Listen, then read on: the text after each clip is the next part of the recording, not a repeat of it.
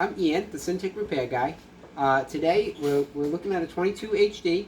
We've looked at quite a few of these in the past, and I wanted to recap on kind of what the two problems are. I had some confusing videos, some wrong videos. So here's pretty much what you're going to do to figure out what's wrong. Alright, so you open one up, you get it down to this level, and then you do one test. Okay. One test. And that is that you're going to unplug this cable over here from the display board. So there's two boards I'm going to talk about. One is the main board. Back up just a little bit. The main board is this board where the power goes in, the display DVI goes in, and the USB goes in. This is the main board. All the brains happen right here, and it sends the signal over here. It gets the pen input from over there, and it does the LED lighting over here. So pretty much two problems can happen. One problem is on the main board. The other problem is on the display board. Alright? To figure out which board you have the problem with, you simply unplug this cable, and then I'm just going to hook this in. I was working on this one and I decided I wanted to make this video. So you simply unplug that cable, plug it in, and then you go look at the front real quick and you see if it lights. In this case, can you see that come up? Mm-hmm. So you can see that it lit for a moment there, and then it went back out. If it does that, where it lights up, then it goes back to black. It'll be pure black because it's not sending any signal to display. It's just telling the light to go on.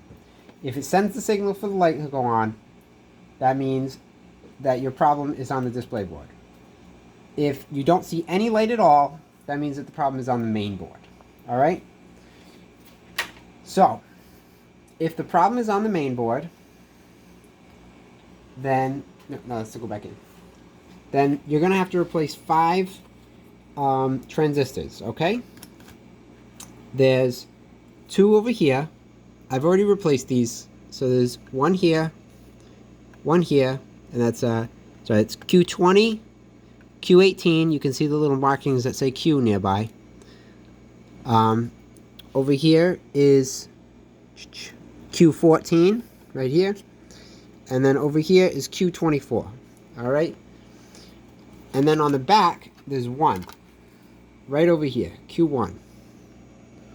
Haven't replaced this one yet. I'm going to do that in a demonstration in a moment. And then, so that's if that's the problem on the main board where there's no light when you disconnect this and plug the power supply in, then those are the 5 you replace. Now, on the other hand, if you disconnect that and you do get the light, like we saw, then we're going to go to the display board. The display board's under this metal thing. You need to take off these 3 screws, 1, 2, 3, and get to the display board. This one is a spare board from one that had defective ribbon cables, so it was never going to be reparable, so I just tore it off. So, and then what you're going to do is you would replace 11 capacitors, okay? If we zoom in, you can see right after you enter, you go over this way, there's 4 of these medium-sized capacitors right here. You're going to replace all those. There's 1 down here, and there's 6 spaced out along the top ribbon. You can get a little closer. Come this way. So there's 1 here. You see me? Can you see it? 1 here. Then we're going to go along. There's 1 here. 1 here. 1 here.